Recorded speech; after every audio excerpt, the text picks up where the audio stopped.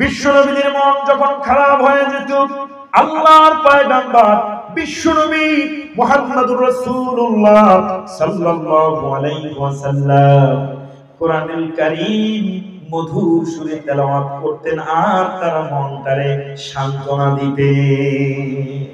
আল্লাহর নবী বিশ্বনবী সেদিন তার মনটারে সান্ত্বনা দেওয়ার জন্য মধুর সুরে কোরআনুল কারীম তেলাওয়াত করছেন। বিশ্বনবীর তেলাওয়াতে কোরআন যেন মরুভূমির মৃদু মন্দ আবহাওয়া, বিশ্বনবীর কণ্ঠের তেলাওয়াতে কোরআনকে উড়ায়া যেন কাফিরদের কর্ণকুহরে পৌঁছায় দিচ্ছে। কাফিরদের কর্ণকুহরে বিশ্বনবীর তেলাওয়াতকৃত কোরআন পৌঁছে যায়। কাফিররা বিশ্বনবীর কণ্ঠে কোরআনুল কারীম তেলাওয়াত শুনে তারা অভিভূত হয়ে যায়। তারা খুঁজতে লাগলো এত সুন্দর আওয়াজ কোথা থেকে আসে, এত সুন্দর সঙ্গীত তো আমরা জীবনে কোনোদিন শুনি নাই। এই আওয়াজটাকে খুঁজতে গিয়া মক্কার কাফির বেঈমানগুলি খুঁজতে খুঁজতে এক পর্যায়ে আব্দুল্লাহর বেটা মুহাম্মদ রাসূলুল্লাহ সাল্লাল্লাহু আলাইহি ওয়াসাল্লামের বাড়ির আঙ্গিনায় এসে চতুর্দিকে বিশ্বনবীকে ঘিরে নেয়।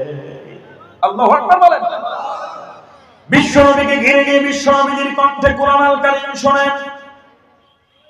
এত সুন্দর তেলাওয়াত, এত সুন্দর মানুষ তো জীবনে কোনোদিন দেখি নাই।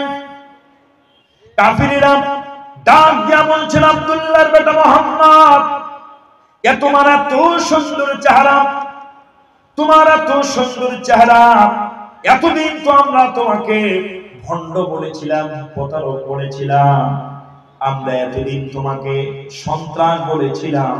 ওরে আব্দুল্লাহর বেটা মুহাম্মদ, এত সুন্দর চেহারার অধিকারী মানুষ জীবনে কোনোদিন ভণ্ড হতে পারে না, প্রতারক হতে পারে না। এ আব্দুল্লাহর বেটা মুহাম্মদ সাল্লাল্লাহু আলাইহি ওয়াসাল্লাম, আমরা এই জীবনে অনেক বড় বড় গায়ক, বড় বড় গায়িকা, তাদের কণ্ঠে কত ব্যান্ড সঙ্গীত, কত যন্ত্র সঙ্গীত শুনেছি রে। এত চমৎকার সঙ্গীত আমরা জীবনে কোনোদিন শুনি নাই। ওরে আব্দুল্লাহর বেটা মুহাম্মদ, তুমি যেন কি যেন খালি গলায় ব্যান্ড ছাড়া, যন্ত্র সঙ্গীত ছাড়া কি যেন তেলাওয়াত করছো, কি যেন পড়ছো। তোমার তেলাওয়াত শুনে, তোমার পড়াগুলো শুনে আমাদের হৃদয় যেন শীতল হয়ে যায়। আব্দুল্লাহর বেটা মুহাম্মদ, আমাদের মন বলছে তুমি যা তেলাওয়াত করছো এগুলো এই দুনিয়ার কোন কবি, দুনিয়ার কোন সাহিত্যিক, দুনিয়ার কোন লেখক, দুনিয়ার কোন গবেষকের কথা নয়।